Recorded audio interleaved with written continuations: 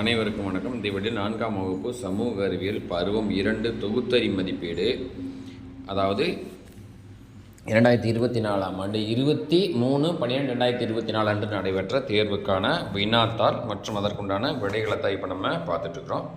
சரிங்களா? தேர்ந்தெடுத்து எழுதுக பார்த்தாச்சு. அடுத்தா கோட்டிடங்கள் பார்த்துட்டு இருக்கிறோம். தோட்டிமலை ஆட்சி செய்தவர் நல்லி. இந்த மாதிரி ஒரு 5 கேள்வி கேட்டுக்கிறாங்க. இந்த 5 கேள்விகளுக்கான விடைகளை நம்ம பார்த்துட்டோம். அடுத்தா பொறுத்துக்காக உண்டான விடைகளை இப்போ பார்த்துட்ருக்கோம். அடுத்தாவது சரியாக தவறால் நமக்கு ஏற்கனவே மிகவும் எளிமையாக தான் கேட்டுக்கிறாங்க. நீர்நிலைகள் அந்த 3ஆவது பாடம் இருக்குது இல்லைங்களா, அது இருந்து சரி.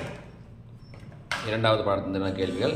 அடுத்து வேறுபட்ட ஒன்றை தேர்ந்தெடுத்து எழுதுக. அதுவுமே அந்த தமிழ்நாட்டின் இயற்கை அமைப்பு பாடத்திலிருந்து தான் கேள்வி வந்திருக்குது. அடுத்தா பார்த்திங்கன்னா தமிழ்நாட்டின் எல்லைகள் நமக்கு தெரியும்.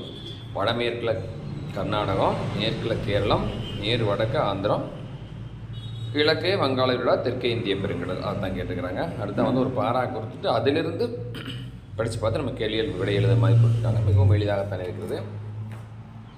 இதற்கு அடுத்தபடியாக கொடைத்தன்மையும் அது அடுத்து வள்ளல்களுடைய கொடைத்தன்மை பற்றி கேட்குறாங்க.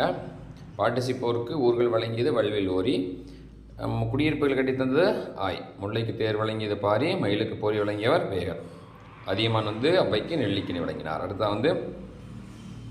யார் எங்கே ஆட்சி புரிந்தார்கள் என்பது வள்ளலும் ஆட்சி பகுதி. மேலே விடையை கொடுத்துருக்காங்க. அதை நம்ம சரியாக எடுத்து மேட்ச் பண்ணுற மாதிரி கொடுத்துருக்காங்க.